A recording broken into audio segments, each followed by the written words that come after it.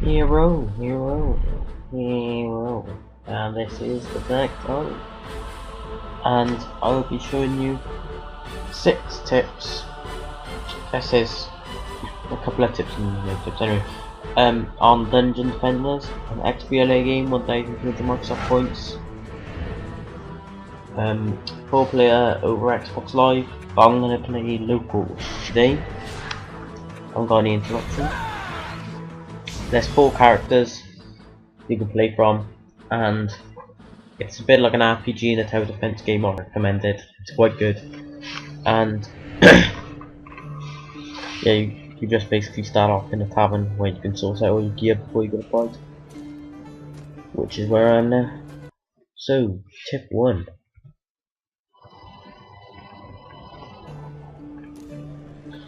Alright. Don't buy pets. Pets are really bad. They're actually extremely bad. They don't do much damage and they're quite expensive. Tip 2. Weapons, I wouldn't buy weapons really. The strongest weapons you get, I'd buy like maybe a weapon once you've saved up. But once you've saved up, and armor actually, just invest in them. Which I'm going to show you now. You need money to invest, you know, go to your item box, you can sell stuff. If it's locked, click the right thumbstick, play it on Xbox 360. Left trigger to sell it all. So then we gotta go to this box of destiny. Box. Because I don't know what it's called. Anyway. You can find it on all missions, so you can sell stuff in the middle of missions.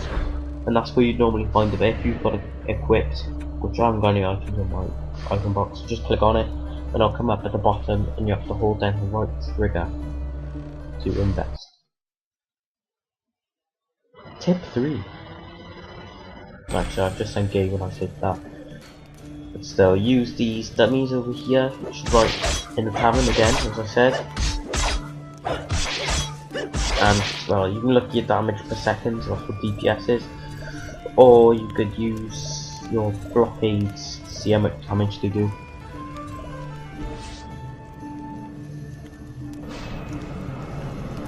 So I'm going to use my bounce blockade. And the bouncer blockade is really good. It's probably the best for the Templar. And that's what I mean by I'm going to be giving tips in one tip. But still. And you can fully upgrade it even if you haven't unlocked it free. You can still upgrade it and then you can see how much damage it does once it's fully upgraded. And it does 2,000 odd, which is good. And it's quite fast. So, and then you can use your other attacks as other people. I'm just going to go with this guy for this, and then click on the crystal, select the mission. And then you just on step 4. As soon as you start, collect all the crystals you can in the boxes. They just come up as chests on the map. On this map they're in all 4 corners, but they're the same symbol on the map for everyone. And they contain 40 mana each. Mana is required to build towers. And you can also bank the mana if you go to that control box there. So, tip 5. I would put down, as the Templar, this is blockades around them on this map. Anyway, I would just put them arranged. Think about the map before you go onto the combat stage, basically. And what I do, I just scatter them everywhere. But for higher difficulties, put like a harpoon gun or something behind them, because of mages, archers even. So then tip 6 is for the last wave, and the last wave for this is 6. And what I'm going to say is don't go near the ogre actually, because you're just going to get killed like I do now.